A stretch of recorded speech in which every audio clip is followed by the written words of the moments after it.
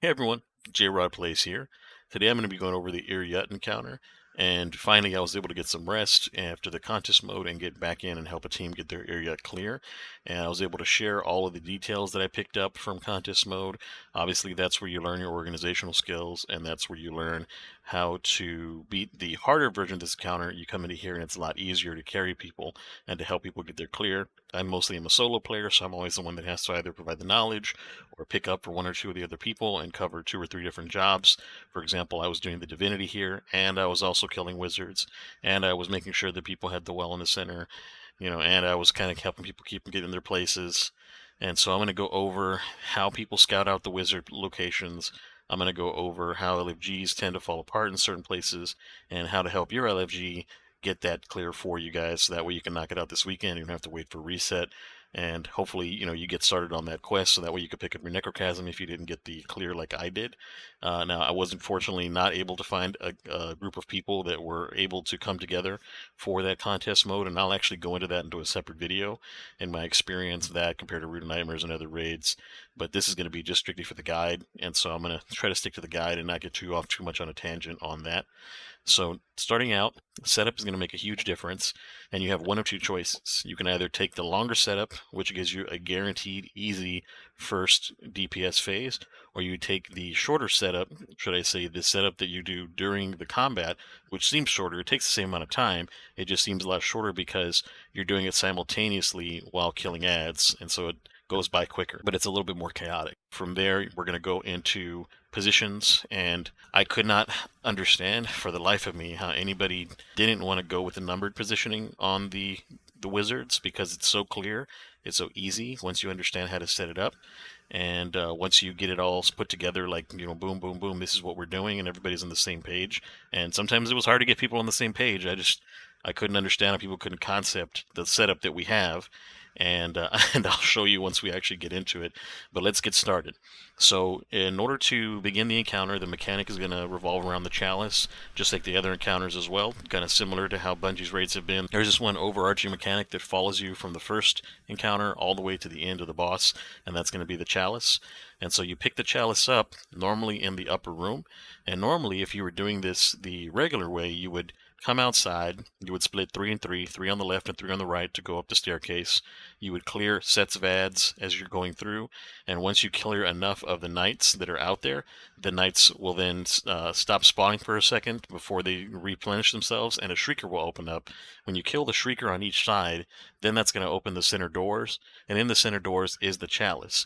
And so what you would normally do, if you weren't trying a different strategy, and this was like the strategy that everybody would have gone with had they not found a workaround, you would have those people fight into the middle, grab the chalice, and either people would go up top and hide up there from the enemies and pass together back and forth, or if you were more comfortable with your DPS and now the contest mode is over, you can just stay in the center area killing ads together, and killing ads will increase the speed at which you can transfer the chalice between each other. You're going to need 3 people with enlightenment, and then those 3 people will then have to know where the wizards are. So ideally you'll have a 4th person scouting, and that 4th person will have already the locations of the first 3 wizards scouted out, so that by the time the 3rd person has the chalice and passes the chalice off to the 4th person, who would then either pass it off to somebody else to have a backup enlightenment, or they would take it down to the bottom where you spawn. At the bottom where you spawn, there's going to be a podium there, just like in the other encounters, where you can deposit it and you can save the chalice. And that person, by depositing, once their chalice is full, they won't actually die. They'll be able to just deposit and move on, but they won't get enlightenment. So that's the only key there, is that you will not get enlightenment from depositing in the podium. And so once that's done, then you start your phase, and you're going to go out and you're going to kill the 3 wizards. And once you kill the 3 wizards that are singing the shield song for Ir Yut, the shield will drop and the damage phase starts. And so that's roughly how the encounter goes. However, now let's get into the specifics, and let's also get into how my team did it first, and then I'll show you from both angles, with the cheese, without the cheese. And so the cheese that I'm referring to is that if you have somebody who is either on a Titan that's got the ability to hold their lift for a bit and they won't go too far forward to start the encounter, or more easily would be with a Warlock, like what I would do is I would put on Heat Rises, I would eat my healing grenade, and then I would jump up, and you'll see this position here, there's a small ring and a larger ring on the upper portion where the crystal's coming down. Where the larger ring seam is, if you move forward a little bit, there's like a small angled area of the roof. Just past that, in the roof where I've marked here, you'll see that there is a place that you can grab the chalice from the floor. And so as I'm marking this for you guys and showing here in slow motion how I kind of float forward and grab the chalice without engaging the encounter, you go a little too far, the encounter is going to start. I would float then back down safely and then start handing off the chalice to my teammates. What we would do is we would get everybody enlightened except for one person. So that's 5 enlightened and 1 not, and that one person could either do one of two things depending on your team's preferences. If you have a hard time remembering to jump down to get the chalice, you'll have that 6th person die. That person will then be able to be resurrected without using a coin because the encounter hasn't started. The chalice will return to its position up top in the middle room, and then you start the encounter like normal, but everybody's enlightened.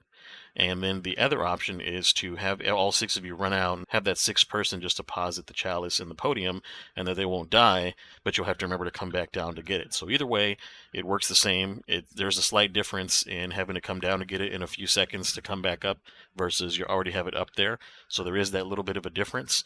And if you're trying to be quicker about passing the chalice around, I would recommend letting it go to the top in the middle room again.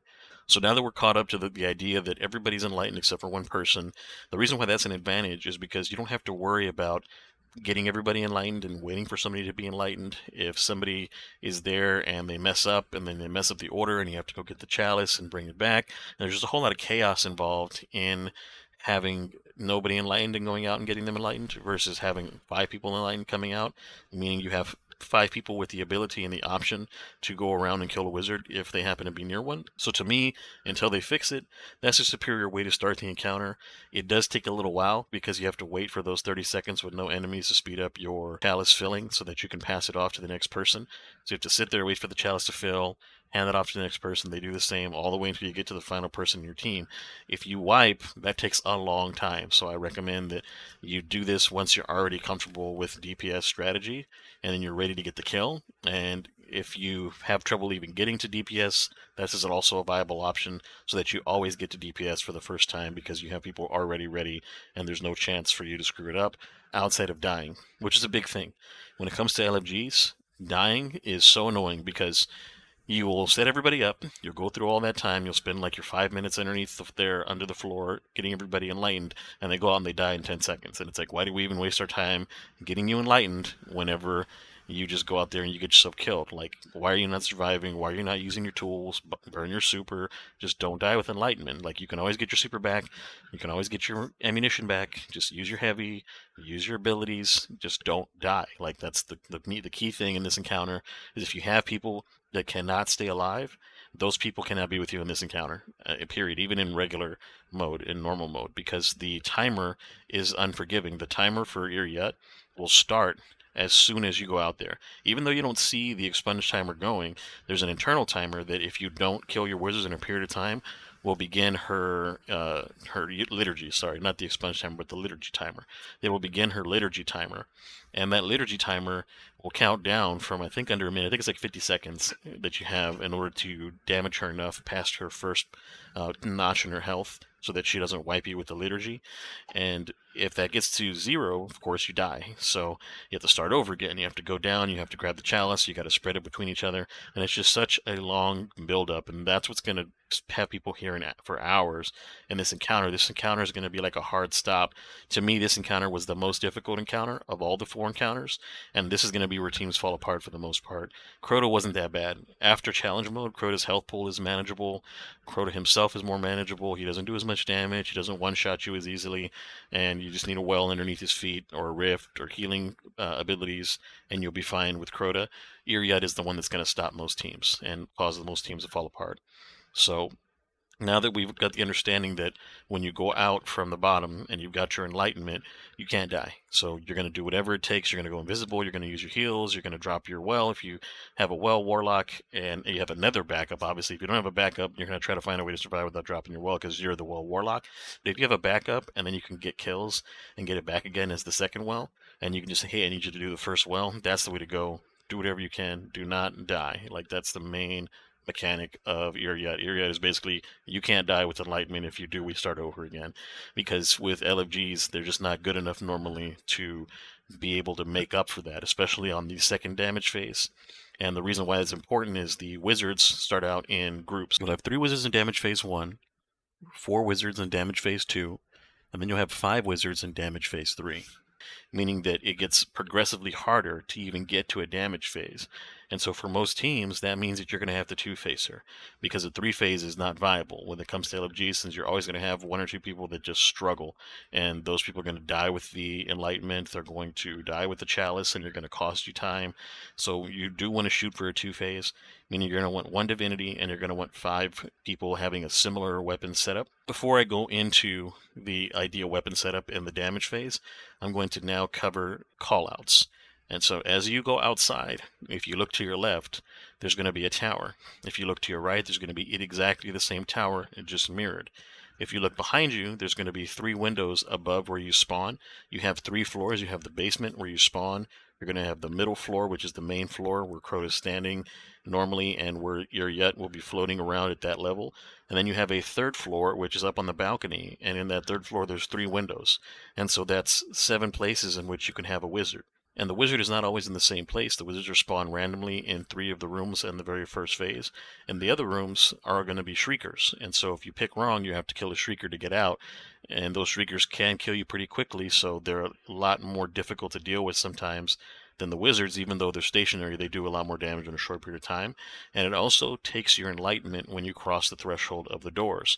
So if you make that mistake and you're one of the enlightened people, now you're down 1 enlightened person. And if you're doing the original method, that is not the method in which you grab the chalice early, you're only going to have 3 or 4 people, period. So you really can't make that mistake, or else you either have 2 people that can get into the doors, meaning you're going to wipe, or you have 1 person that should have had an expunge for Ir Yut that doesn't. And so now you have no expunge for Ir Yut for that round. And expunge, what that'll do is, I'll get to that, but that basically adds to the damage for you when it comes time to do damage to Ir Yut.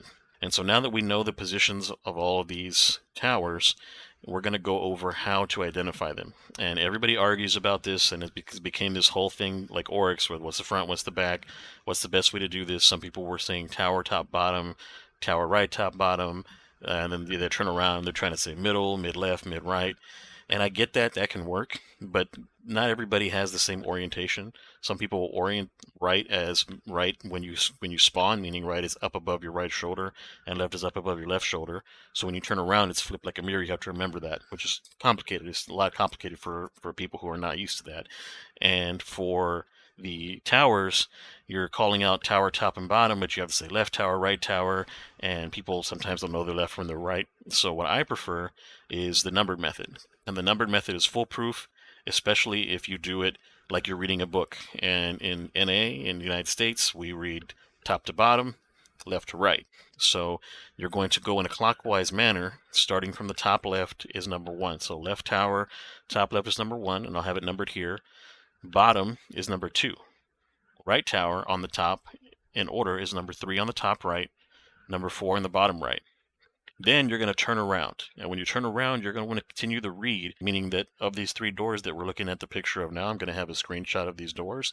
The left door is now going to be 5, the middle door is 6, and the right door is 7. Now, out of all of these doors, you're going to have protection in all but 1. The only time that you don't have protection against the wizard is going to be that middle door, number 6. It's just an open space. So that person, if you have a 6, has to go in a little bit late and just kill their wizard quickly with some heavy, so that the other 2 timing of the other 2 people are together. So let's address how to scout the wizards. Now that we have the order, we're going to go over how do you know a wizard's in there and how do you know not. Now there's a lot of ways to do it. And there's a way to cheat with Wishender by having 1 person as a scout look into each of the rooms with Wishender to see, is there a wizard floating there or is there a shrieker floating there? Because when you have a full draw on Wishender, and you'll see here, you can see all the way through the wall and you know, okay, this is a wizard silhouette, so I can call it out, and this is the number. But it takes time, and time is something you don't have in this particular encounter. People take their time with the chalice. People are going to die. You're going to be delayed. The best way that I've seen with LFGs, and I know it's hard on some people, is to have them scout their own wizards. And you'll have the 3 stronger players scouting their wizards on their side. So let's say I'm assigned to the left tower. We'll assign somebody to the right tower, and then we'll assign somebody to check the rooms above the middle room to check the third floor. So they're checking 5, 6, and 7. I would be assigned to 1 and 2, and then the next person would be assigned to 3 and 4. And the 2 and 4 positions on the bottom are a little hard to check sometimes because there's ads all around there. You have to kind of clear those ads first before you can peek in there, especially that knight with the sword, because the knight with the sword will come into the room with you, and you're there dancing with the wizard, and the knight, if you're not paying attention, I've seen people just get hit by the knight with low health, and it's like, why are you looking at anything else but the door where the knight's coming through? Like, the wizard's on the other side of the pillar from you and you're safe, and you're looking at this empty wall, and the knight just walks into the door and smacks you in the back. Like, it was incredulous. I was watching it happen to me through the floor, because another thing you can do is, if you're in the top 2 floors, you can look down and see it below you and say, okay, I see a wizard below me, so I'm in 1, and I see a wizard below me in 2, so you can come into 2. Or if I'm in 3, I see a wizard below me on 4. You can also see the other player on your team getting killed by the wizard, and it's really embarrassing when you watch that happen, because it's like, you have a pillar in between you and them. There should be nothing killing you unless something comes into the room and kills you. And so that's the setup, is that you're going to have either one person scouting with Wishender, or you're going to have 3 people scouting. And when you're in the second damage phase, which is important, I don't want to go into the damage phase yet, because I want to go into the scouting. If you don't scout and you don't get to the damage phase is useless. There's no point talking about it. So in the second damage phase, the reason why it's important to have these scouters called out, these 3 people that are going to be scouting, is because those are going to be the enlightenment people in that order. So first scouter is going to grab the chalice, then they're going to hand it off to scout 2. Well, that first scouter's got enlightenment. There's no reason for them to be standing around anymore trying to get kills. They're going to go immediately scout their side. So if it were me, I'd scout 1 and 2. And if 2 or 1 has something in there, I can go in there ahead of time prematurely and get my wizard ready. So that way, when it's time for me to kill them, I just lower the wizard's health down to where it's at finisher level and just finish it and move on. It's so fast, and it's so good to coordinate. And that's how you coordinate. Everybody gets their wizard low to a certain point, and then they just boom, 1, 2, 3, kill, and they kill, and then you run out and you meet wherever you decide to do damage. And I'll go over that in the damage phase section. And so now we have 2 handing off the chalice to 3. 2 will go scout their other tower.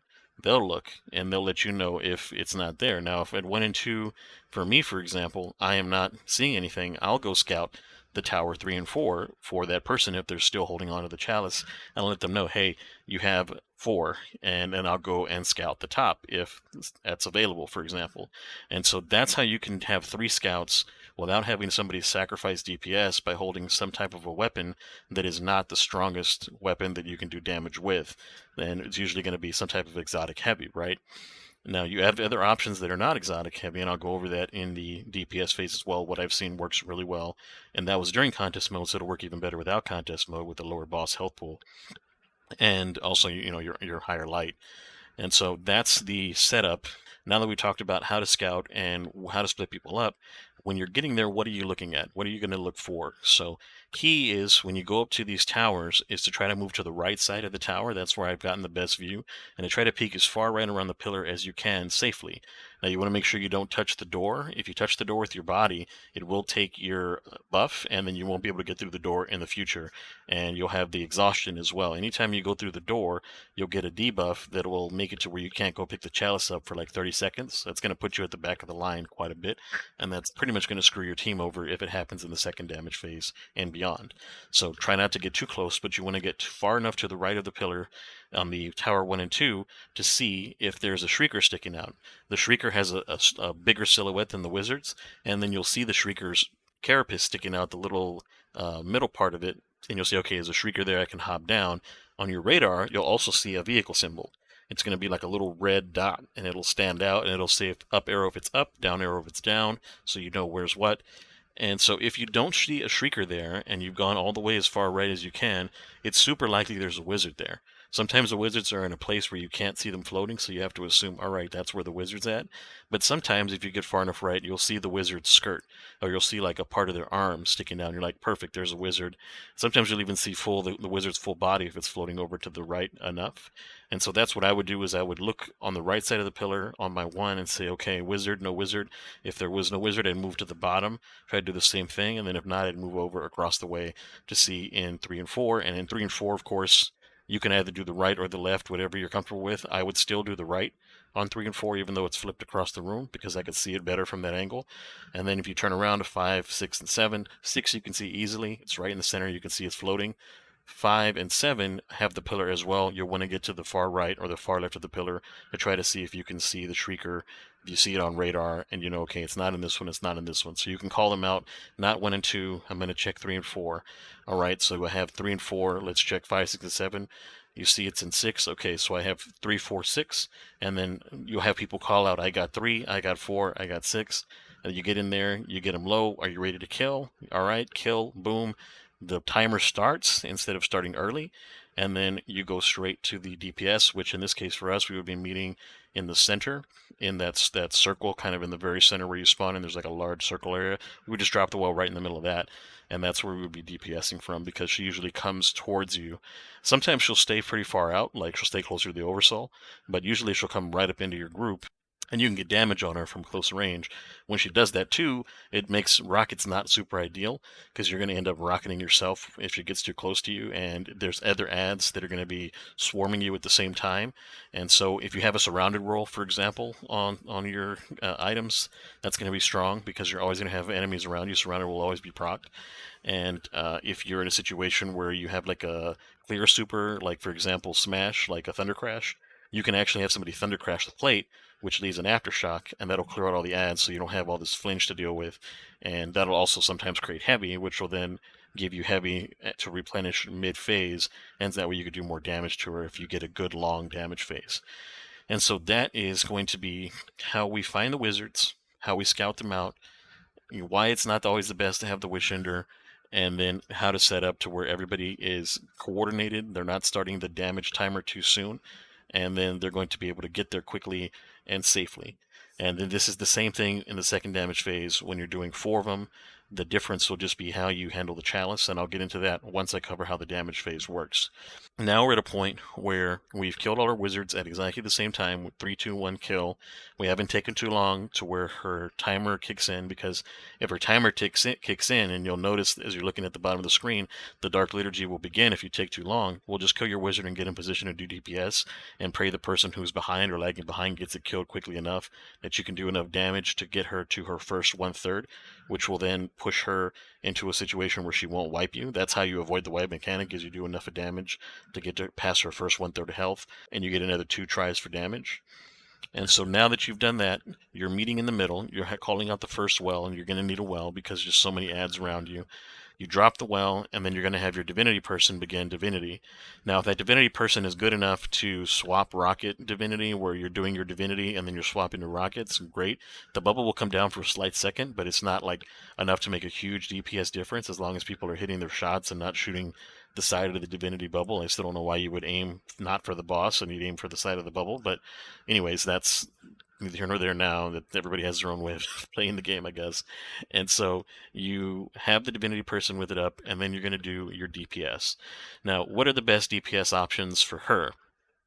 What I found was Leviathan's Breath is strong. Like when we were in contest mode, it was doing 1.2 million if you could like empty your mag, or maybe have like 1 shot left. You'd have close to 1.3 if you were able to empty your mag. And if you get really lucky, of course, and you have a perfect damage phase, and you're able to get a heavy brick, and you got even more in there, you'd be closer to 2 mil, right? And that's just from 1/3 of her health. And so then if you do that 3 times, you're looking at putting 3.6 to 4 mil roughly, just for pulling back your draw and hitting her with it. And since you have the divinity bubble going, you're going to have that additional ability to hit things around her. You're going to have more visibility. She's not going to be as easy to hide in the background and kind of blend in, because she does really blend in with the bridge. And then if she gets too close to you, you don't have to worry about it killing you. If you hit her with the full draw and it does the secondary explosion, it's going to do hardly any damage to you through that splash damage. And so you're going to be perfectly fine just being right up on her, boom, hitting her, and hitting her with Leviathan's Breath. And if everybody has it, she melts so fast. Now, the next viable option is going to be a linear fusion rifle. And the reason why I say linear over other things is because the linear fusion rifle, it fires quickly. It usually gets out its shot in either 1 to 3 shots, depending on which linear you're running. And it gives you less of a chance to miss, because they don't have a travel time like rockets do, for example. They're going to just boom, boom, boom. They're going to hit her. Now, there is sometimes a little bit of a lead if she's moving side to side for you to hit your shots, but with Divinity, it makes that much easier. And your best damage options, of course, are going to be things like Storm Chaser. They're going to be, and the reason I say Storm Chaser is because I've seen people nearly one phaser with Storm Chaser. And then you're looking at Briar's Contempt that with Surround Roll, like we talked about. That one's almost always going to be active. Your Taipan Roll, you're going to be getting a ton of ammo back. And so you're going to look for anything with Vice Stinger, Firing Line, Triple Tap. Cataclysmic is also really good with the 4 times the Charm Roll and the Bait and Switch. And so you're going to have a lot of good options with linear fusions, and you can just hip fire those things because the div bubble is up for the most part. But even if the divinity bubble is not up, you can just aim for the head as a backup. Like if you have somebody that you know is not going to be perfect at keeping their divinity bubble up, or if they're trying to use their DPS rocket swap and it comes down every now and then just aim for the head, and you should be able to hit your shots. If you miss and the divinity bubble's up, you'll hit. If not, so be it. It is what it is. But those linear fusions that I mentioned, those particular options, will absolutely melt her as well. Now you can try to do Divinity and Thunderlords. That's going to take a little bit longer, and that may not get like a 1 phase. You may get a pretty solid 2 phase with those, as long as people don't miss their shots and the div is in there at a good time. And then you have other options like rockets, like we talked about, but they're just not as strong. If she gets into your group, the rockets can do self-damage. People are always strafing. She moves around a lot, which is going to encourage somebody to move in your way and get kills that way. And so that's something that you want to make sure that you avoid, is the situations where you can kill yourself. And so if you go linear, like I imagine 1K Voices even hits pretty hard. I haven't tried it, but I imagine that hits pretty hard. And Sleeper Simulant is another strong option for a exotic if you're running an exotic fusion. And so those are going to be the things that I recommend to do damage with. And other people are trying to use other things and they think that they're the right setup. And to me, again, it's not. To me, you're either doing all Leviathan's Breath, you're doing all linears. Another strong method is to have somebody run, as if you have like a third Warlock, you have your 2 Warlocks and you have a third Warlock, is to run the Arc Soul and get amplified, so everybody gets the amplified Arc Soul. And then you get that additional Arc Soul damage from all 6 players. That's actually going to be very strong, and that'll actually make a pretty significant difference. And so that's something that you can also do. You can have people with 1-bang supers, like the new Titan Glove super. If you can hit her with the Thunder Crash can do pretty good damage with the Falling Star. If you have that extra Warlock, and say you have 6 Warlocks, you can have a couple go Void, hit her with the Vortex Nova Bomb.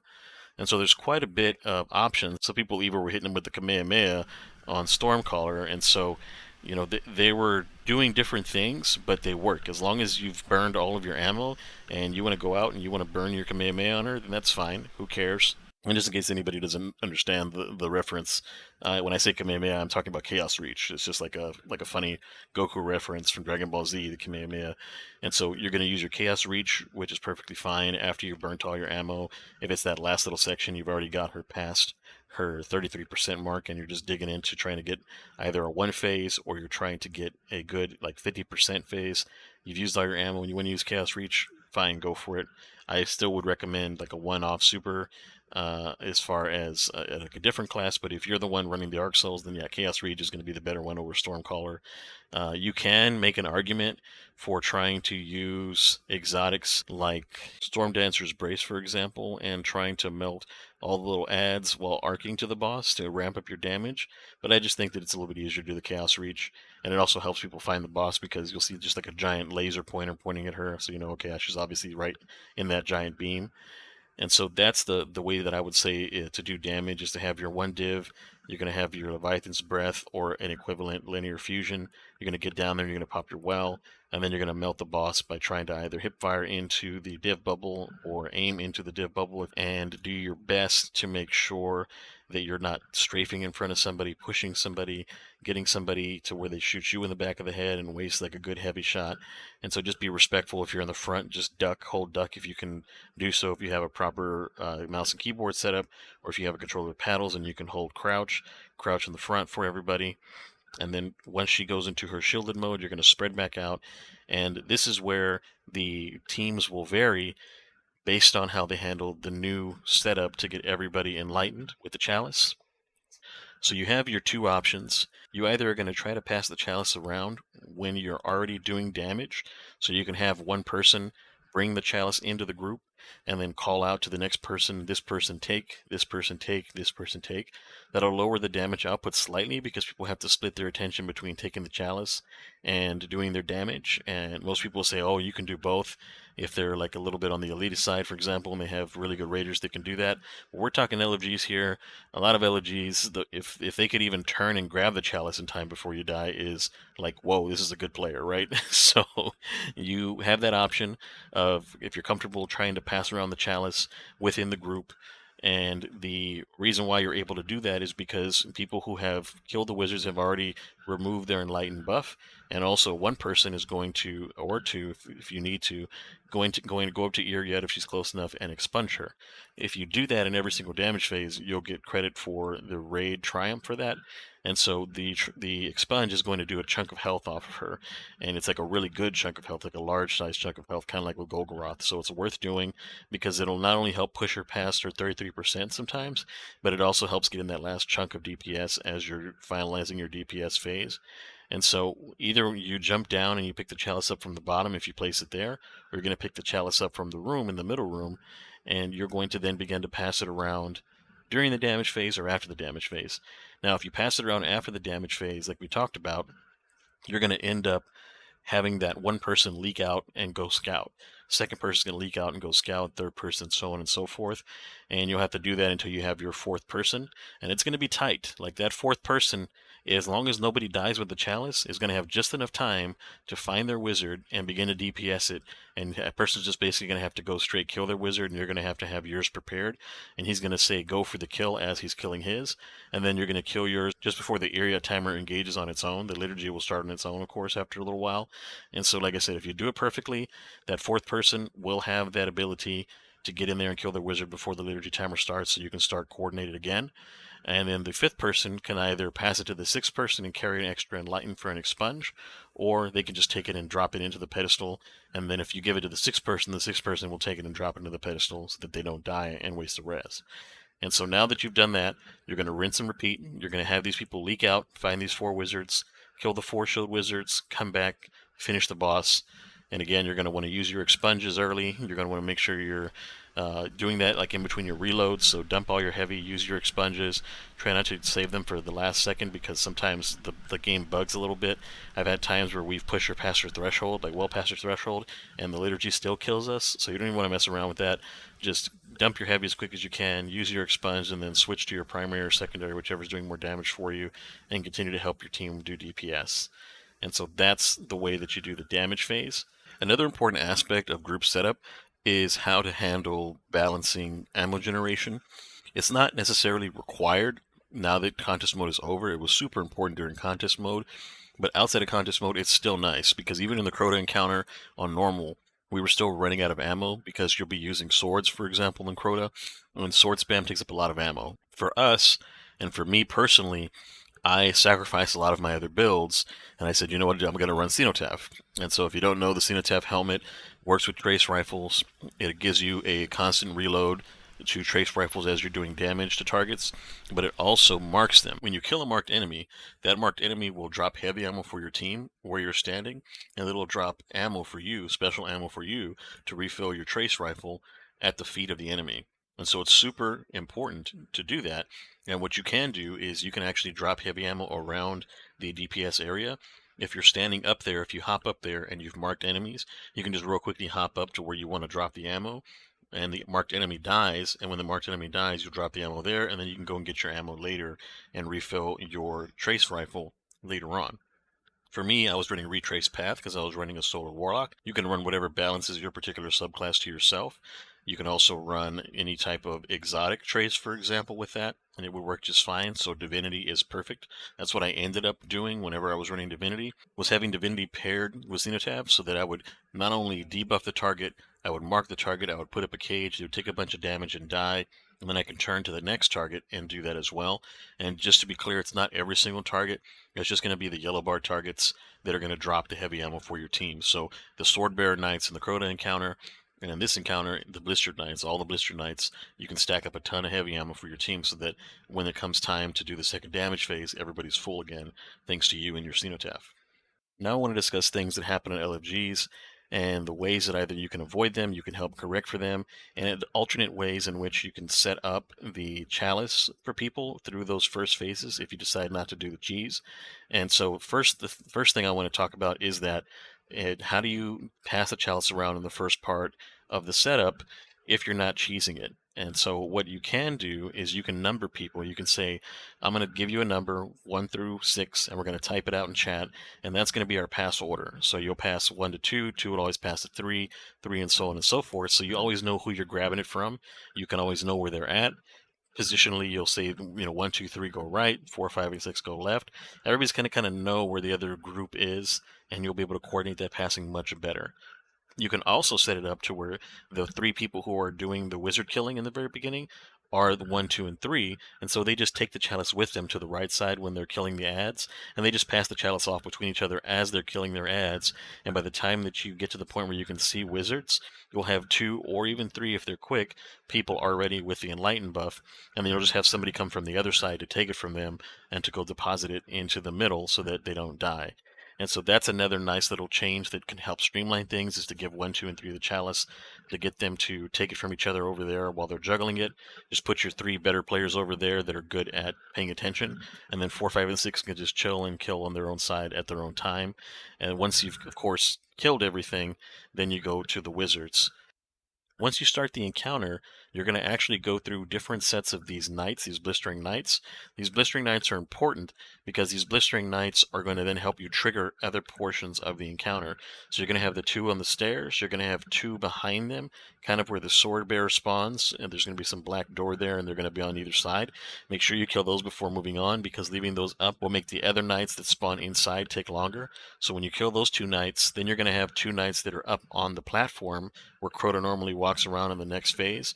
That round platform will have 1 knight on each side, and then 1 knight will come out of the door in each of the first rooms just through the archway.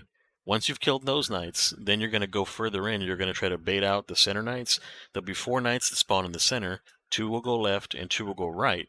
Unless the people on one side or the other are hiding too long, then all 4 knights can come to the other side. So you want to make sure you get up in there near the Shrieker, and you're going to pull those knights through to you. You're going to kill those 2 knights. Another set of knights will come out, so you'll have 4 knights at that point on the inside under the Shrieker. And somewhere in killing those 3rd and 4th knights, the Shrieker will open up. So kill your Shrieker. I was just using my heavy on there because I had rockets. Since I was a div person, I was kind of trying to rocket swap. I didn't worry about wasting my heavy because my job was to keep the div bubble up, so if I didn't have any heavy, so be it. So I would just rocket the Shrieker, that way nobody got killed from it. I was throwing out heals, I was putting down my Ripped just to keep people alive. I was marking targets because I was running Cenotaph. What I was doing then was helping create ammo for people. Once you kill your knights and the Shriekers open up and each side kills the 2 Shriekers, that's what's going to spawn the wizards. And then the wizards themselves are going to spawn in those positions, left tower, right tower, and then the ones above you. So in LFGs, what I was running into a lot during Conquest mode was people, for whatever reason, they were getting enlightened underneath, and they were just going out there and dying, and they were definitely dying on one side or the other. And you could tell when we had like a bunch of weaker people together, because 2 or 3 people would die. One would die, and another one would try to get their res in an unsafe position, and then they would die, and the 3rd person would come over, and by that point the whole side is focusing that one person, and then they would die, and that would just be an immediate collapse. And so to avoid that, if you're having that problem, you may want to think, okay, let me take 1 strong person out of these 3 that we sent with the chalice and send them over to the other side and bring that person over and just try to work with it that way to kind of balance things out. You want to make sure that the people that are going on each side have that same slaying ability and have that same survival ability with each other. And if you have multiple warlocks, if that warlock is running a healing class, make sure that warlock has heals down, is putting heals down to keep people up. Sometimes you just have to support other players who are not good at dodging damage. It is what it is. If you can help drag them along, then so be it. So another thing that breaks down commonly in LFGs, and it was super annoying for me, was when people were just getting antsy and killing their wizard too early. Because there's no reason. There's no reason to kill your wizard early. The only thing you're doing by killing your wizard early is making things less stressful on you and more stressful on your teammates, and also reducing the amount of damage time you're going to get on the boss. So it's like a sin to get in there, kill your wizard immediately, and then force your teammates to try to have to react and to risk their lives to get in there and try to quickly kill the wizard, using up their heavy, trying to make up time that you caused because you were just antsy and you went in there and you killed your wizard. The only person who has that excuse is the person killing a wizard in room number 6, and even then you shouldn't even be in that room until it's time to kill wizards, because what the coordinated way to do it is to have the other 2 guys have their wizards ready to finish. You go in there and kill the wizard, and as you're killing the wizard and you see it's about to die, you say, all right, kill, and then they kill on your command. And then from there, the timer starts and everybody's able to hop together to the damage plate in order to get the damage in on the boss and maximize the time to do damage. That was another thing I was struggling with in contest mode, was people doing that exact thing. They were getting in there and they were just killing things over and over again, and nobody was calling them out on it. And so then you have that dilemma of, am I going to stay with this group? Am I going to bounce and find a group of people that will actually listen, that are actually willing to kind of put their ego aside and say, hey, I get it, it was my fault, I killed that too early, I'm not going to do it again? Because those people will succeed, and those are the people you want to work with, not somebody who's like, oh, why not? Why don't you just kill yours fast? Or people who think like it's a good idea to have everybody just go in there and race to see who can kill the wizard first. Like nothing could happen to delay somebody. Like the wizard can't just run around the corner right when you're about to finish it, or you whiff a rocket, for example, or some type of a heavy shot. A knight can come in on the bottom floors when you're talking about positions 2 and 4 and get in there and cause a lot of havoc for that person. That's going to delay that person, meaning that that person could take like up to 30 seconds to kill their wizard. And just because you were impatient and you killed your knight, then you again have forced your team to waste that damage phase. Then you're gonna have to go through the setup all over again, whether you use the cheese method or whether you use the normal method. It still takes a while to set up, and you're just wasting people's time purposefully. So please don't be that guy or girl and go in there and impatiently kill your wizard. Make sure that you're counting it down 3, 2, 1, kill, so that you have the maximum time to do damage with the boss. The next thing to look out for when it comes to groups is people making callouts when it comes time to pass the chalice, because people sometimes they don't think about the consequences of how they say things sometimes, and they do it in a pivotal point. Like you're about to kill the boss and then somebody makes a bad call out, and then all of a sudden you've lost the time, and then the liturgy starts, and if you would have just been a little more clear with your words, you would have killed that boss and you wouldn't have wasted a whole nother boss attempt and all that time going through to get to that back to that point just because you weren't clear with your comms. So if people are telling you that you're coming out low, make sure you speak up. That's one thing that was a problem, is people whispering that they need somebody to take the chalice off them instead of saying like, take the chalice, take it, take it, take it, take it. Or you can call out the person who's supposed to take the chalice for you. Like if it was me, they'd say, Raz, come take the chalice. Raz, the chalice is ready. You can also prompt the person ahead of time and tell that person, hey, I've got 1 bar left, get ready to take the chalice. Or hey, the chalice bar is coming up, it's almost full, get ready to take the chalice from me in 3, 2, 1, go. You can say, I've got the countdown now, start counting down, 10, 9, 8, 7, so they know how much time you have to get the chalice. There's a lot of ways that you can go about making sure that you're clear about, hey, I need you specifically to take the chalice from me. And instead of just running around and not saying anything and then all of a sudden being like, oh, take it, take it, take it, take it, and trying to talk over people who are already talking and having to give out comms and stuff like that. That was a big problem in contest mode as well, was communication and people just not being clear when it comes time to take the chalice, who was going to take it from them, and saying it with enough urgency so that they knew to take the chalice. You know, if somebody is whispering to you like, yeah, it's chalice time, yeah, okay, that person is probably going to end up costing you at least 1 attempt because you were like, oh, it's chalice time, who says that? You know what I mean? So just stuff like that that you can encounter when you're out and about in LFG. And if you find somebody that's doing that, just respectfully say to them, hey, I like last time you said this, if you need me to take the chalice from you, can you say exactly this? Can you say, Raz, my chalice is ready, come take it? Or can you say, I have 1 bar left, Raz, get ready to take it, 3, 2, 1, take it? Or take the chalice, I'm ready, take the chalice, like those things, however you want to have it phrased. You can even have a keyword if you want to get silly with it, that it's time to take the chalice. You can say, when I say bananas, take the chalice, bananas, right? Like whatever it is that you have to do to get on the same page, that's going to make the difference for LFG people. And I'm sure if you do something like a keyword or something like that, that's good for a laugh as well. And just to quickly explain how to do the expunge itself, you'll actually move up to the boss. You'll have to be close enough to her within arm's reach. Once you get close enough, you'll see an icon pop up with your interact button. Press the interact button, and then you'll see your character do an explosion animation. That's how you know you've done the expunge appropriately. So hopefully following this guide will be enough to help you kind of get over the hump on the Ir Yut encounter and get into the Crota encounter, which is a lot of fun. Compared to the Ir Yut encounter, the Crota encounter is just so much better to me in the engagement, the way that it works, the chaotic nature of it. It's just a lot of fun. Obviously, it's not going to be the most controllable and controlled encounter, especially the way that the sword stuff works, and you'll see that in my Crota video. but it's still just a really fun encounter in comparison to the Ir Yut encounter, which can be very maddening and very frustrating when people are not on the same page or one person derails the entire run for the 6 people. And so I know that the people that are getting to this point in the video are not going to be those people. They're not going to be the ones that derail, because you guys are the ones that are actually getting prepared. You're getting ready for the raid. You're trying to help your team. And I appreciate all you guys' support, all the great feedback in the comments, like I mentioned earlier. Again, all these new subscribers, it's been a wild couple of days for me as being a small YouTube channel and having so much growth in a short period of time. I really, really appreciate you guys, and I'll see you guys in the next guide.